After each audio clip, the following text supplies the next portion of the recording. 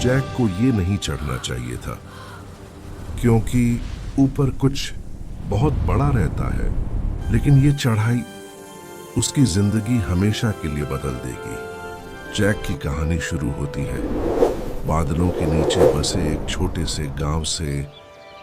बहुत समय पहले हरी हरी पहाड़ियों के बीच एक छोटे से गांव में जैक नाम का एक गरीब लड़का अपनी प्यारी मां के साथ रहता था।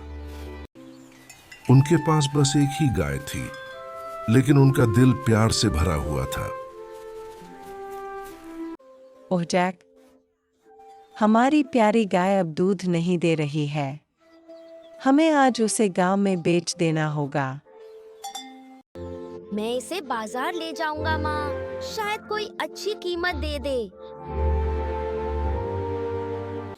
और इसी उम्मीद के साथ कि सब ठीक होगा, जैक सूरज की रोशनी से भरे रास्ते पर गाय को लेकर गांव की ओर चल पड़ा। जैसे ही जैक गांव की ओर जा रहा था, पेड़ों के नीचे धूप कम हो गई और हवा में हल्की सी जादुई चमक फैल गई। तभी रास्ते के किनारे एक अजीब बूढ़ा आदमी खड़ा दिखा, जिसकी आंखें तारों की तरह चमक रही थीं। नमस्ते बेटे, इस अच्छी सी गाय को कहाँ ले जा रहे हो? इसे बेचने जा रहा हूँ। हमारे पास बेचने के लिए बस यही बची है। अगर मैं कहूँ कि मैं तुम्हें सिक्कों से भी ज्यादा कीमती चीज दे सकता हूँ। जादुई बीज? क्या ये सच में जादुई हैं? और ऐसे ही जैक ने गाय के बदले बूढ़े आदमी से जादुई बीज ले लिए। एक ऐसा फैसला जो उसकी जिंदगी बदल देगा। जैक जल्दी जल्दी घर की ओर दौड़ा, अपनी अद्भुत खोज सबको बताने के उत्साह से भरा हुआ। जब तक जैक घर पहुंचा, सूरज ढल रहा था और आसमान गुलाबी और बैंगनी रंगों में रंगा था। जैक उत्साह से अंदर आया, अपनी मां को सब बताने। देखो माँ, मैंने गाय के बदले जादुई बीज लिए हैं। जादुई बीज? अरे मूर्ख बच्चे, तुमने हमारी आखिरी उम्मीद खो दी। गुस्से में मां ने बीज खिड़की से बाहर फेंक दिए और जैक को बिना खाना दिए सोने भेज दिया।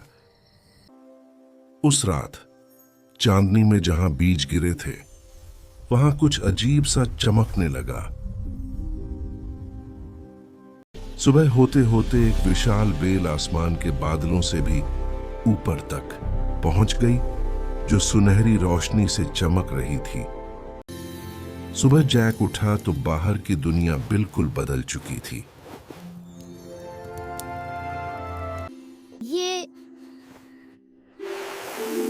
ये क्या है? घर के पास एक विशाल जादुई बेल थी, जो बादलों के ऊपर तक जा रही थी, भोर के रंगों से झिलमिलाती हुई। जैक का दिल तेजी से धड़कने लगा। बिना सोचे उसने बेल पकड़ी और चढ़ना शुरू कर दिया। और ऊपर और ऊपर, अब तो मुझे जमीन भी दिखाई नहीं दे रही। बादल उसके आसपास घूम रहे थे, ठंडी हवा उसके चेहरे को छू रही थी, जब वह अनजानी दुनिया की ओर चढ़ता चला गया।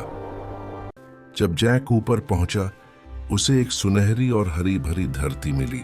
दुनिया के ऊपर बसी एक और दुनिया। जैक ने बादलों के ऊपर की दुनिया को आश्चर्य से देखा, रोशनी और जादू से भरी हुई। जिज्ञासा उसे एक चमकते महल की ओर ले गई।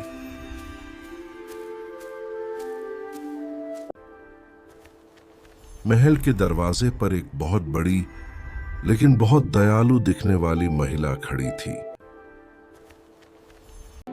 माफ कीजिए, क्या मुझे थोड़ा खाना मिल सकता है? मैं बहुत दूर से आया हूँ। अरे बेचारे, जल्दी अंदर आ जाओ, मेरे पति आने ही वाले हैं। वह जैक को एक बड़े हाल में ले गई, जहां सुनहरे झूमर हवा में तैर रहे थे और कमरे में गरम रोटी की खुशबू फैली हुई थी। जल्दी खा लो बेटा, वो कभी भी आ सकता है। जैक ने जैसे ही पहला निवाला लिया, एक गड़गड़ाती हुई आवाज ने महल की दीवारों को हिला दिया। भारी भारी कदमों की आवाज से पूरा महल कांपने लगा। जल्दी जैक, छिप जाओ, मेरा पति आ रहा है। जैसे ही दैत्य अंदर आया, जैक भागकर एक बड़े बर्तन के पीछे छुप गया। मुझे किसी इंसान की गंध आ रही है। आप गलत सोच रहे हैं, यहाँ कोई नहीं है। दैत्य जोर की धमक के साथ बैठा, जिससे दीवारें कांप उठीं और खाने पर टूट पड़ा। खाना खत्म करते ही उसने अपने खजाने मांगे। अंडा दे मेरी मुर्गी, अंडा दे। जैसे ही दानव सो गया, जैक धीरे धीरे सुनहरी मुर्गी उठाकर भाग निकला। जब सुबह का सूरज निकल आया, वह अपनी कीमती चीज को कसकर पकड़े हुए बेल से जल्दी जल्दी नीचे उतरा। सूरज निकलते ही जैक नीचे पहुंच गया। सुनहरी मुर्गी उसकी बाहों में चमक रही थी। जैक, ओह, तुम ठीक हो? देखो माँ, ये सोने के अंडे देती है। मुर्गी ने एक सोने का अंडा दिया और मां खुशी से रो पड़ी। दिन खुशी से बीत रहे थे, तभी एक शाम आसमान से एक मीठी संगीत की आवाज आई। ये संगीत, जरूर ऊपर और भी खजाना होगा। मां ने उसे रोका, पर जिज्ञासा जैक को फिर बेल की ओर खींच लाई। तारों की रोशनी में जैक ने दूसरी बार चढ़ाई शुरू की, बादलों के ऊपर छिपे रहस्य और खतरे की ओर।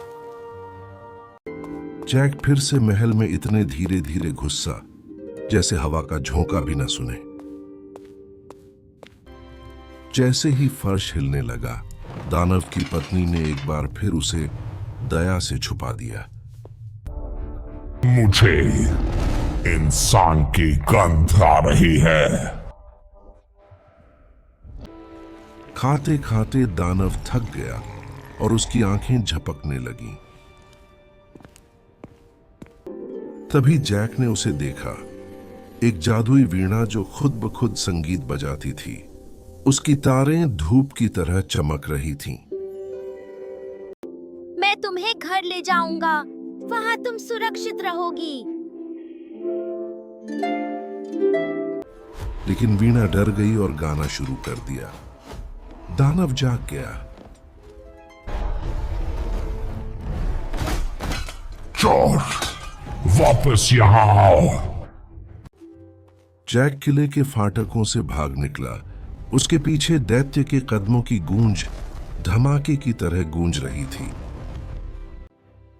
वीणा को अपनी बाहों में थामे हुए जैक बादलों के बीच से नीचे उतरने लगा। जैक तेजी से नीचे उतर रहा था। बादल उसके चारों ओर घूम रहे थे और दानव गुस्से से चिल्ला रहा था। नीचे से उसकी मां ने बादलों को फटते देखा और उसका दिल जम सा गया। माँ, कुल्हाड़ी लाओ। कांपते हुए भी मां ने कुल्हाड़ी उठाई और बेल के पास दौड़ पड़ी। दैत्य बादलों को चीरता हुआ बाहर आया और जैक के जमीन पर पहुंचते ही गुस्से से दहाड़ उठा। जैक, पकड़ कर खड़े रहो। मां ने एक जोरदार वार किया और दैत्य गिरने लगा। दानव चिल्लाता हुआ नीचे गिरा और बादलों में गायब हो गया। जब सब शांत हुआ, घाटी में फिर से सुकून लौट आया। बेल अब नहीं रही। और उस दिन से जैक और उसकी मां खुशी और आराम से रहने लगे। वीणा की चमक और मुर्गी के गीत से उनका घर रोशनी से भर गया।